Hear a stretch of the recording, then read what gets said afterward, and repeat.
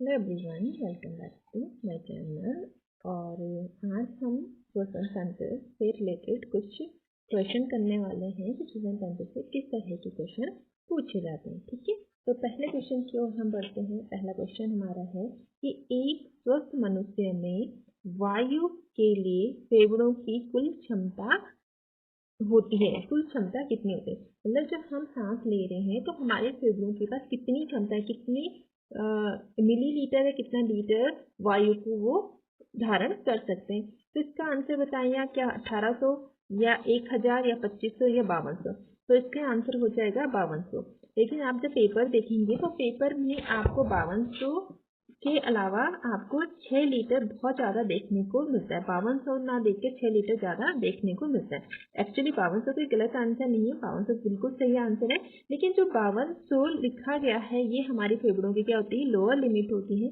Upper limit जो है वो जाती है हमारी 6000 मिली लीटर, और इसको लीटर में कन्वर्ट करेंगे तो ये आ जाएगा 6 लीटर। ठीक है, तो नॉर्मली जो हमें ज़्यादा क्या देखने को मिलता है, वो देखने को मिलता है हमें 5000 से 6000 मिलीलीटर, या हम इसको कैसे लिखते हैं 5 से लेके 6 लीटर लिखते हैं। ठीक है, आपको पता है कि 1 लीटर में 1000 मिलीलीटर होते हैं। तो ये आपका पहला क्वेश्चन हो गया। आई होप आपको समझ आया होगा।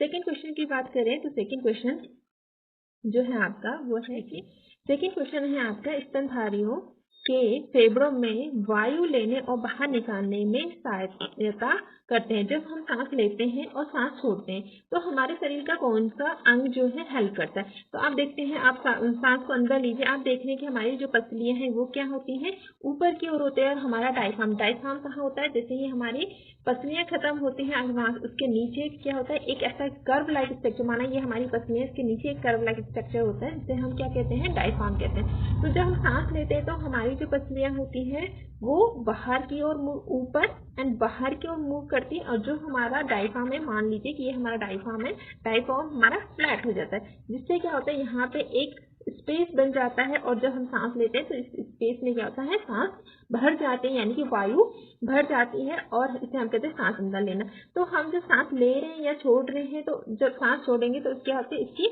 अपोजिट क्रिया होती है।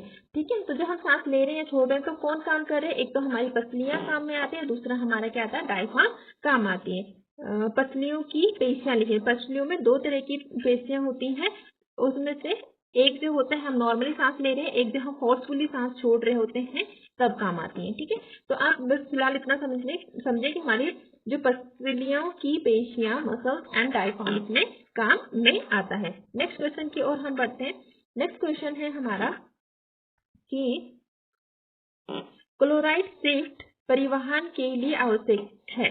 क्लोराइड शिफ्ट किसके परिवहन के लिए, जब हम पढ़ते हैं गैसों का परिवहन पढ़ते हैं, तो गैसों को परिवहन में हम 2 चीज पढ़ते हैं, एक हम पढ़ते हैं कार्बन डाइऑक्साइड, ऑक्सीजन का परिवहन पढ़ते हैं। तो क्लोराइड शिफ्ट क्या है, किससे रिलेटेड, थोड़ा डीप क्वेश्चन है, जनरली पढ़ाया नहीं जाता है, लेकिन आप जब बुक पढ़ेंगे डिटेल से, अब एनटी के लिए पढ़ रहे तो आपको इस लेवल का पढ़ना पड़ेगा। तो वहां पे आप देखेंगे कि क्लोराइड शिफ्ट जो होता है कार्बन डाइऑक्साइड के परिवहन के लिए इंपॉर्टेंट होता है। क्लोराइड शिफ्ट होता कहाँ है, हमारी आरबीसी होती है, हमारी ब्लड वेसल्स है, ब्लड वेसल्स के अंदर आरबीसी होती है, और आरबीसी में जब क्या होता है, हीमोग्लोबिन होता है, आरबीसी में हीमोग्लोबिन होता है। तो इस हीमोग्लोबिन से ऑक्सीजन को क्या करना है, रिमूव करने के लिए, और ये हीमोग्लोबिन कार्बन डाइऑक्साइड को ले जाए, तो इस समय क्या होता है, क्लोराइड आयन जो होता है बाहर आरबीसी के बाहर होता है, बाहर से अंदर की ओर क्या होता है, चले जाता है, इसीलिए हम बोलते हैं क्लोराइड शिफ्ट। और इसकी वजह से क्या होता है, जब क्लोराइड अंदर जाता है तो ऑक्सीजन यहाँ से हीमोग्लोबिन से डिसोसिएट हो जाता है, इसके साथ जो होता है प्रोटॉन और कार्बन डाइऑक्साइड जुड़ जाता है, और कार्बन डाइऑक्साइड के हीमोग्लोबिन के साथ क्या करता है, ट्रांसफर होता है। तो इसीलिए कहा जाता है कि जो क्लोराइड शिफ्ट है वो किस चीज से रिलेटेड है, किसके परिवहन से रिलेटेड है, तो वो परिवहन से रिलेटेड है आपके कार्बन डाइऑक्साइड से। अब बच्चों को दिमाग में आ रहा होगा कार्बन डाइऑक्साइड का परिवहन जो किससे होता है, कार्बन डाइऑक्साइड का परिवहन हीमोग्लोबिन से कहाँ होता है, जनरली हम बोलते हैं प्लाज्मा में घुलित अवस्था में जाता है।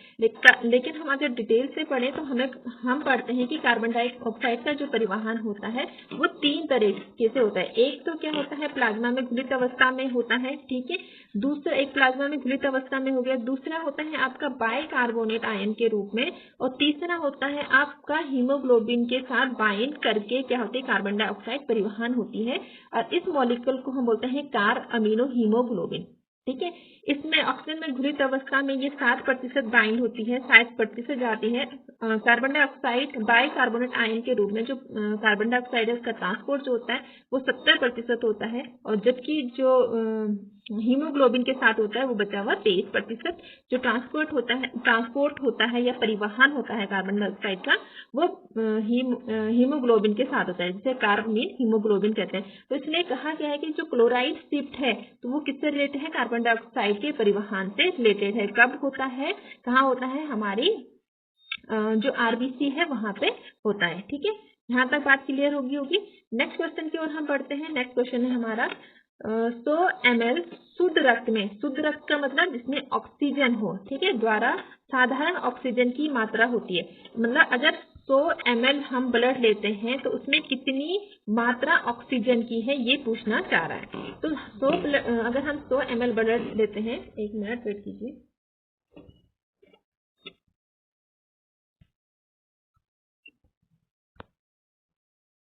अगर हम 100 ml ब्लड लेते हैं तो उसमें कितनी मात्रा होती है? उसमें आपकी 20 ml क्या होता है? आपका ऑक्सीजन होती है। ठीक है, तो ये क्वेश्चन हो गया। नेक्स्ट क्वेश्चन की ओर हम बढ़ते हैं। नेक्स्ट क्वेश्चन की ओर बढ़ते हैं।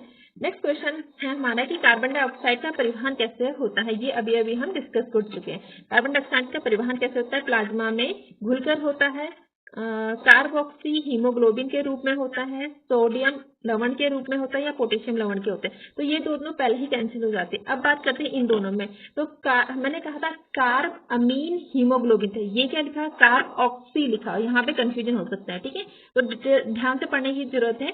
मैंने बोला कार्ब अमीन हीमोग्लोबिन, ये लिखा है कार्ब ऑक्सी हीमोग्लोबिन, मतलब ये नहीं होगा तो इसका आंसर हो जाएगा ये। प्लाज्मा में घुलित अवस्था कितने % होती है? ओनली 7% होती है। सबसे मेजर जो कार्बन डाइऑक्साइड का ट्रांसफर होता है बाइकार्बोनेट आयन के रूप में होता है, जो कि 70% होता है। ये कार्बोक्सी हीमोग्लोबिन है, ये ऑक्सीजन के ट्रांसपोर्ट से, जब हीमोग्लोबिन क्या है ऑक्सीजन को बाइंड करके ट्रांसपोर्ट करता है तो हम उस मॉलिक्यूल को बोलते हैं ऑक्सी हीमोग्लोबिन, और इस रूप में जो है ऑक्सीजन का ट्रांसफर होता है। ठीक है, नेक्स्ट क्वेश्चन की ओर बढ़ते हैं। नेक्स्ट है हमारा कि मानव में श्वसन दर प्रति मिनट कितना होता है? 1 मिनट में हम कितनी बार सांस लेते हैं, छोड़ते हैं? तो ये होता है 12 से 15 बार। नेक्स्ट क्वेश्चन देखते हैं। नेक्स्ट क्वेश्चन है आपका कि ग्लाइकोलाइसिस कहाँ होती है? तो ग्लाइकोलाइसिस कहाँ होती है आपका? ये होती है माइटोकॉन्ड्रिया में। ठीक है, नेक्स्ट क्वेश्चन की ओर हम बढ़ते हैं। नेक्स्ट क्वेश्चन है हमारा, ठीक है, नेक्स्ट क्वेश्चन है हमारा कि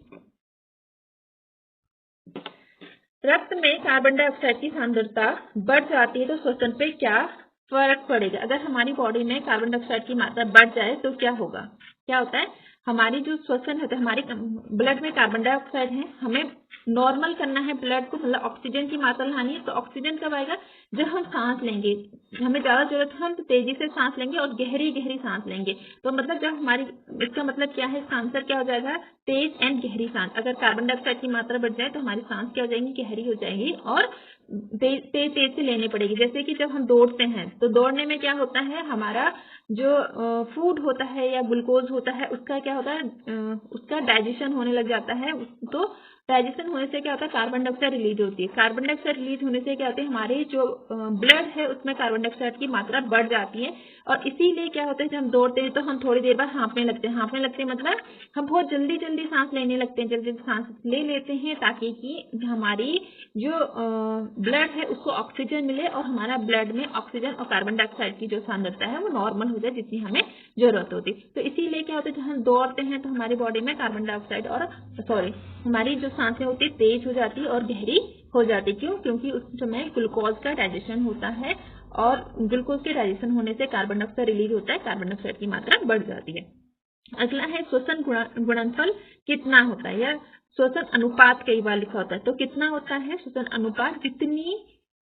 जितना कार्बन डाइऑक्साइड रिलीज हो रहा है और जितना ऑक्सीजन हम यूज कर रहे हैं उसके अनुपात को कहते हैं। या हम इस तरह से डिफाइन कर सकते हैं, किसी भोज्य पदार्थ को तोड़ने के लिए जितनी कार्बन डाइऑक्साइड रिलीज होती है और जितनी ऑक्सीजन का यूज होता है उससे हम क्या कहते हैं? श्वसन गुणांक कहते हैं। ये हर भोज्य पदार्थ से अलग होता है, जैसे कार्बन डाइऑक्साइड का अलग होता है ना। प्रोटीन का अलग होता है, तो ये हम कभी डिटेल से किसी और लेक्चर में कवर करेंगे। अभी आप ये जान लें कि श्वसन गुणांक जो होता है कार्बन डाइऑक्साइड अपॉन ऑक्सीजन होता है, या कार्बन डाइऑक्साइड अनुपात ऑक्सीजन होता है। मतलब जितनी कार्बन डाइऑक्साइड निकल रही है और जितनी ऑक्सीजन को हम यूज करते हैं, तो इसका आंसर हो जाएगा ए। नेक्स्ट क्वेश्चन है हमारा क्वेश्चन नंबर 10, जो है कि रक्त में 1 ग्राम हीमोग्लोबिन द्वारा कितनी ऑक्सीजन का परिवहन होता है।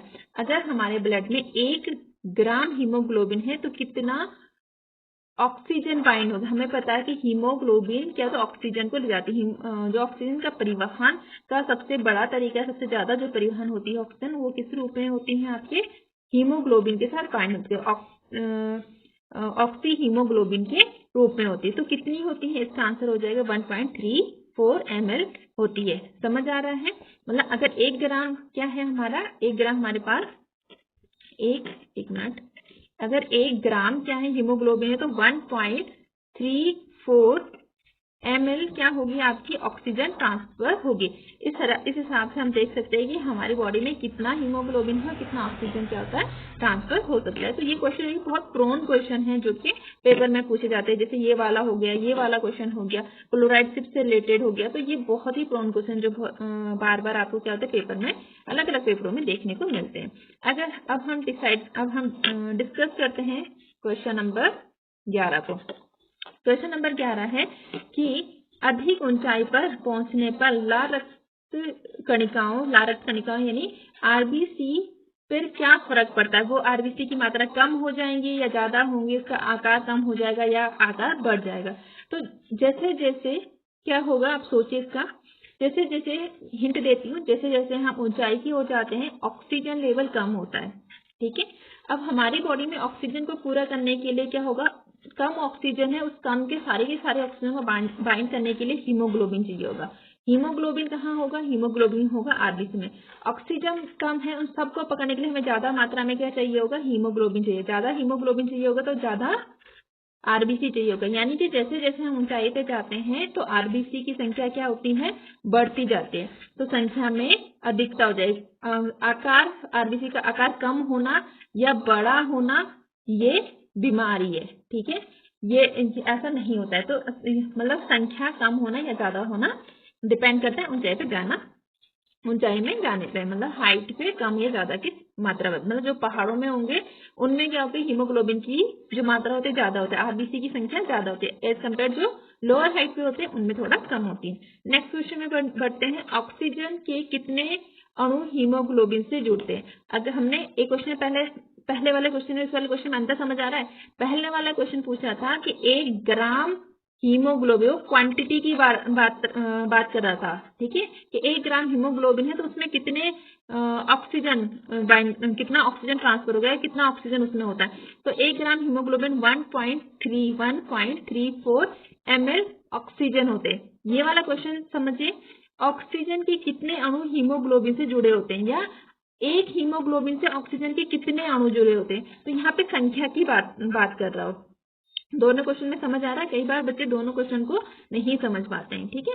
तो इसमें और उसमें अंतर समझ आएगा। उसने पूछा 1 ग्राम है, उसने तोल दिया उसकी, ठीक है, मात्रा गिना नहीं, उसने तोल दिया जितना भी एक मात्रा, तो उसमें कितनी ऑक्सीजन, इसमें अगर सिंगल मॉलिक्यूल ले ले हीमोग्लोबिन का तो उसे कितने मॉलिक्यूल ऑक्सीजन के बाइंड करेंगे। तो अगर एक हीमोग्लोबिन का मॉलिक्यूल है तो उसे ऑक्सीजन के 4 मॉलिक्यूल बाइंड करते हैं। तो इसका आंसर क्या हो जाएगा, 4।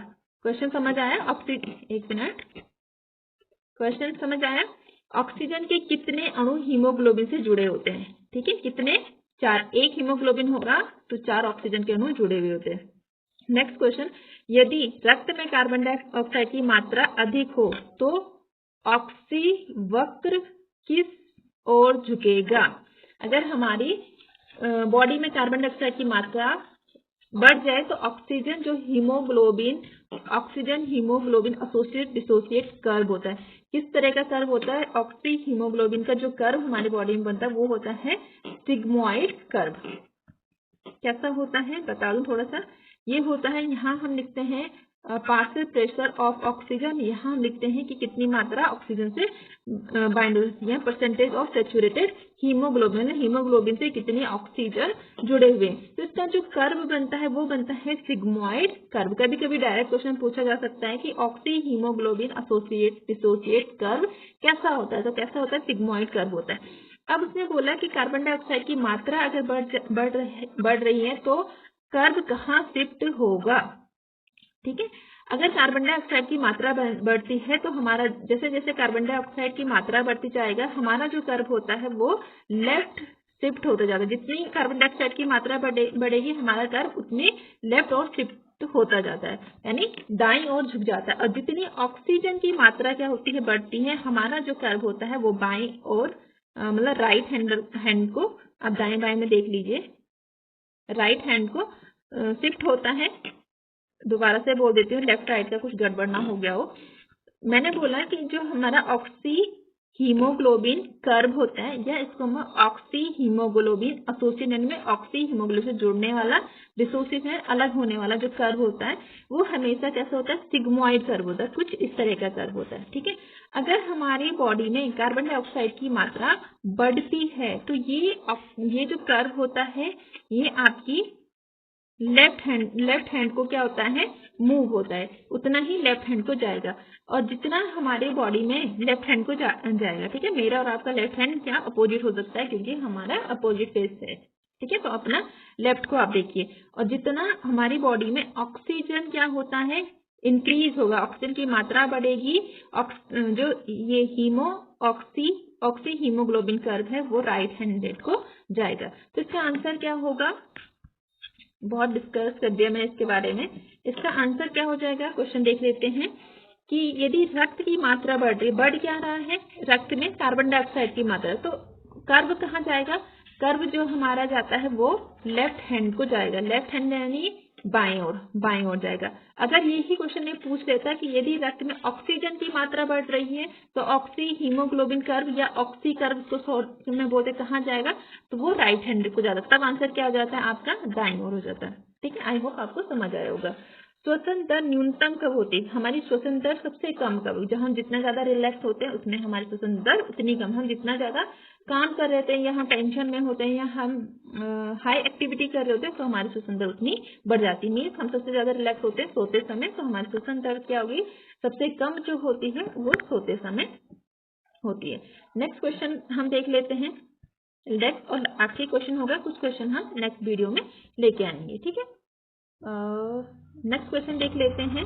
नेक्स्ट क्वेश्चन जो है हमारा वो है निश्वसित वायु में ऑक्सीजन की मात्रा कितनी होती है, जब हम ऑक्सीजन छोड़ते हैं, जब हम सांस को छोड़ रहे हैं तो उसमें ऑक्सीजन की मात्रा कितनी होती है। अच्छा, कई बार क्या होता है बच्चों को ये होता है, ये भ्रम होता है कि जब हम सांस ले रहे हैं उसमें हम ऑक्सीजन ले रहे हैं तो ऑक्सीजन हमारी बॉडी में 100% कंज्यूम हो जाती है, जब हम सांस छोड़े वो प्योरली कार्बन डाइऑक्साइड युक्त होती है। ऐसे नहीं होता है, प्योरली नहीं होते, मिक्सचर होता है। बस उसमें क्या होता है कि एटमॉस्फेयर के अकॉर्डिंग जो सांस को हम छोड़ते हैं वो कम होती है, उसमें एटमॉस्फेयर के अकॉर्डिंग उस सांस में ऑक्सीजन की मात्रा कम होती है, जब हम लेते हैं तब ऑक्सीजन की मात्रा ज्यादा होती है। यानी कि जब हमने ऑक्सीजन तो ली, लेकिन हमारे जितनी जल्दी हम सांस ले रहे हैं उतनी जल्दी हमारी बॉडी जो है ऑक्सीजन को कंज्यूम नहीं कर पाती, इसलिए जब हम सांस छोड़ते हैं तो उसमें कुछ ऑक्सीजन की मात्रा क्या होती है, सांस के साथ बाहर निकल जाती है। ठीक है, तो इसका आंसर हो जाता है,